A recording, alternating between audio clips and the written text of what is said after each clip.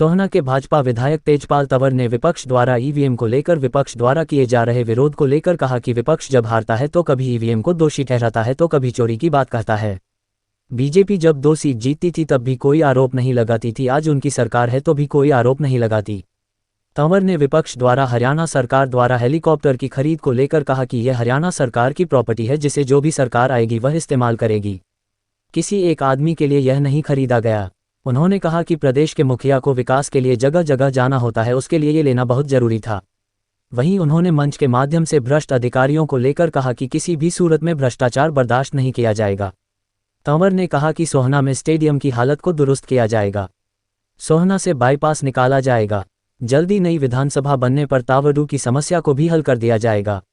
भाजपा विधायक सोहना अग्रसेन भवन में आयोजित कार्यकर्ता सम्मेलन में लोगों को संबोधित कर रहे थे।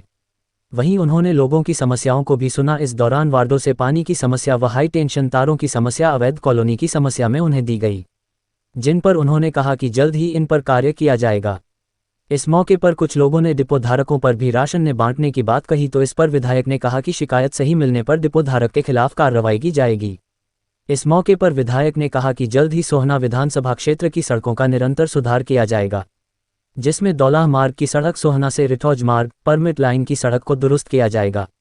इस मौके पर उन्होंने सोहना के लोगों से आग्रह किया कि एक समिति बनाकर सोहना के विकास की रूपरेखा तैयार की जाएगी, जिसके आधार पर इन 5 सालों में विकास कार्य किया जाएगा। नजर हरियाणा तक के लिए संजय राघव की रिपोर्ट। बारे में ये कहना चाहता हूँ, अगर कोई समस्या है और उस डिपो होल्डर के खिलाफ कोई कार्रवाई, कोई लोगों को राशन नहीं मिलता तो उसके खिलाफ कार्रवाई होगी, 100% होगी, कतई नहीं बख्शेंगे चाहे कोई भी है। अगर लोगों की मांग जायज हुई, कंप्लेंट शिकायत सही हुई तो उसके खिलाफ वही कार्रवाई करेंगे। जो वार्डों में जहाँ भी जो दिक्कत है, चाहे पानी की है, रास्ते की है, नाली की है, सीवरेज की है, लाइट की है, जो भी दिक्कत है उनको तकरीबन ठीक करेंगे। अच्छा मोटा प्रोजेक्ट, कई पार्क जो हमने पहले बनवाए थे उनमें कई तरह की दिक्कत है, वो ठीक करवाएंगे सारे। पानी की निकासी का सही सिस्टम बनाएंगे और हमारे कई काम, जैसे हमारी हॉस्पिटल है उसमें वैसे तकरीबन काफ़ी काम ठीक हुआ है, लेकिन अगर कोई गड़बड़ है तो उसे भी ठीक कराएंगे। हम सोच रहे थे लड़कियों का एक कॉलेज यहाँ पे शहर में हो ताकि बहन बेटियाँ भी यहाँ पे ठीक से पढ़ सकें।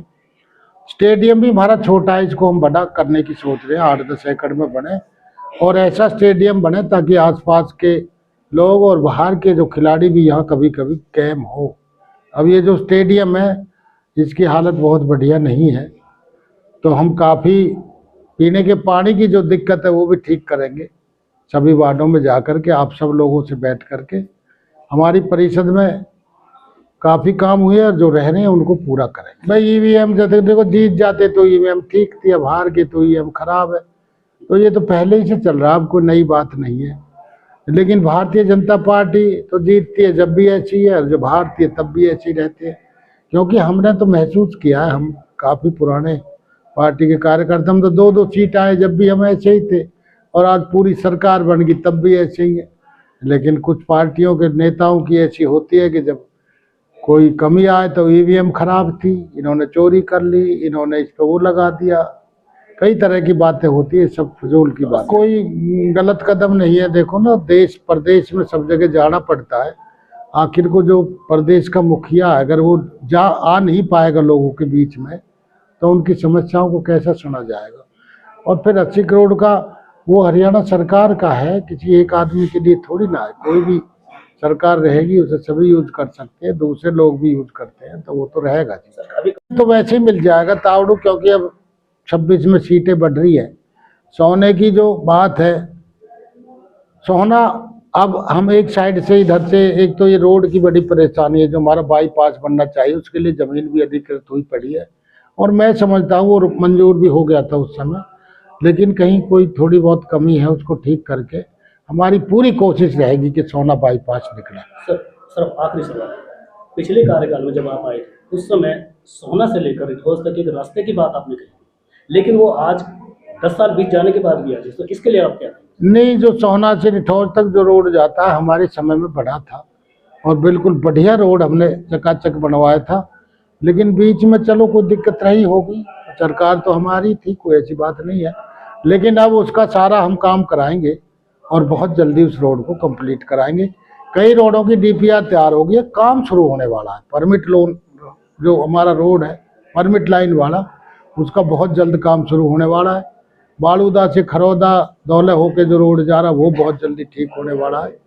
2-3 सड़कें और है जो बिल्कुल तैयार खड़ी है, लेकिन वो एनजीटी की वजह से, वॉल्यूशन की वजह से कुछ सड़कें रुक रही है।